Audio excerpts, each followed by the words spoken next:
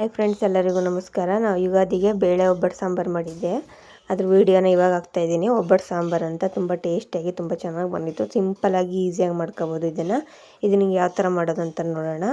ಮೊದಲು ನಾವು ಒಬ್ಬಟ್ಟಿಗೆ ಅಂತೇಳಿ ಬೇಳೆನ ಬೇಯಿಸ್ಕೊಂಡಿರ್ತೀವಲ್ಲ, ಆ ನೀರನ್ನ ನೋಡಿ ಈ ಥರ ಎತ್ತಿಟ್ಕೋಬೇಕು. ಒಂದು ಪಾತ್ರೆಗೆ ಹಾಕಿ ಎತ್ತಿಟ್ಕೋಬೇಕು. ಇದನ್ನು ವೇಸ್ಟ್ ಮಾಡಬಾರ್ದು. ಇವಾಗ ಇದಕ್ಕೆ ಮಸಾಲ ರೆಡಿ ಮಾಡ್ಕೊಳ್ಳೋಣ. ಒಂದು ಪ್ಯಾನಿಗೆ ಸ್ವಲ್ಪ ಎಣ್ಣೆ ಹಾಕಿ, ಎಣ್ಣೆ ಬಿಸಿ ಆದಮೇಲೆ ಒಂದು ಈರುಳ್ಳಿ, 2 ಟೊಮೊಟೊ, 1 ಗೆಂಡೆ ಬೆಳ್ಳುಳ್ಳಿ ಹಾಕ್ತಾಯಿದ್ದೀನಿ. ಕರ್ಬೇವಿನ ಸೊಪ್ಪು ಸ್ವಲ್ಪ, ಮತ್ತು ಜೀರಿಗೆ ಒಂದು ಅರ್ಧ ಟೇಬಲ್ ಸ್ಪೂನ್ ಅಷ್ಟು ಹಾಕ್ತಾಯಿದ್ದೀನಿ. ಇದೆಲ್ಲ ಚೆನ್ನಾಗಿ ಫ್ರೈ ಮಾಡ್ಕೋಬೇಕು. ಇದ್ರ ಜೊತೆಗೆ ನಾನು 2ರಿಂದ 3 ಟೇಬಲ್ ಸ್ಪೂನ್ ಅಷ್ಟು ಹಸಿ ಕಾಯಿ ತುರಿ ಹಾಕ್ತಾಯಿದ್ದೀನಿ. ಮತ್ತು ಸ್ವಲ್ಪ ಹುಣಸೆಹಣ್ಣು ಹಾಕಬೇಕು. ನಿಮ್ಮ ಹುಳಿ ನೋಡಿ ಹುಣಸೆಹಣ್ಣು ಹಾಕೊಳ್ಳಿ. ಇದನ್ನೆಲ್ಲನೂ ಚೆನ್ನಾಗಿ ಮಿಕ್ಸ್ ಮಾಡ್ಕೊಂಡು ಫ್ರೈ ಮಾಡ್ಕೋಬೇಕು. ಇದೆಲ್ಲ ಫ್ರೈ ಆದಮೇಲೆ ಟೊಮೊಟೊ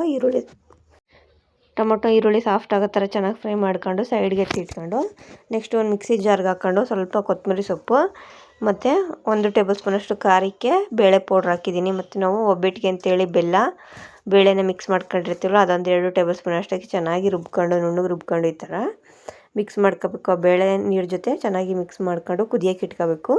ಇದಕ್ಕೆ ಇವಾಗ ರುಚಿಗೆ ತಕ್ಕಷ್ಟು ಉಪ್ಪನ್ನ ಹಾಕಿ ಮುಚ್ಚಿಟ್ಟು ಒಂದು 5ರಿಂದ 10 ನಿಮಿಷ ಚೆನ್ನಾಗಿ ಕುದಿಸ್ಕೊಂಡ್ರೆ ಸಾಂಬಾರು ರೆಡಿ ಆಗುತ್ತೆ. ನೀವು ನೋಡ್ತಾ ಇರ್ಬೋದು, ಇದು ಗಟ್ಟಿ ಆಗುತ್ತೆ. ಸ್ವಲ್ಪ ನೀಡ್ದಂಗೆ ಮಾಡಬೇಕು. ನೀವು ಬೇಳೆ ಹಾಕಿ ರುಬ್ಬಿಡ್ತೀವಲ್ವ, ಬೇಯಿಸ್ಬೇಕಾದ್ರೆ ಗಟ್ಟಿ ಆಗುತ್ತೆ. ನೀವು ನೋಡ್ತಾ ಇರ್ಬೋದು ಇವಾಗ ಗಟ್ಟಿಯಾಗಿದೆ. ಇಷ್ಟ ಆದರೆ ಸಾಕು.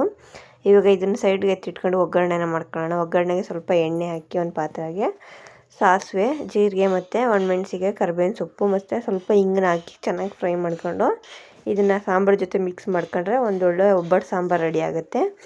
ವೀಡಿಯೋಗಳೆಲ್ಲ ನಿಮ್ಗೆ ಇಷ್ಟ ಆದರೆ ಪ್ಲೀಸ್ ಲೈಕ್ ಮಾಡಿ, ಶೇರ್ ಮಾಡಿ, ಕಮೆಂಟ್ಸ್ ಮಾಡಿ. ನಾನು ಇದನ್ನು ಹಬ್ಬದಲ್ಲಿ ಮಾಡಿದ್ದೆ. ಹಬ್ಬದಿಂದ ಇವತ್ತಿನ ತನಕ ವೀಡಿಯೋ ಮಾಡಿ ಹಾಕೋಕ್ಕಾಗಿರೋದಿಲ್ಲ, ಅದಕ್ಕೆ ಇವತ್ತು ಹಾಕ್ತಾಯಿದ್ದೀನಿ. ನನ್ನ ವೀಡಿಯೋಗಳು ನಿಮ್ಗೆ ಇಷ್ಟ ಆದರೆ ಪ್ಲೀಸ್ ಲೈಕ್ ಮಾಡಿ, ಶೇರ್ ಮಾಡಿ, ಕಮೆಂಟ್ಸ್ ಮಾಡಿ, ಪ್ಲೀಸ್ ಸಪೋರ್ಟ್ ಮಾಡಿ.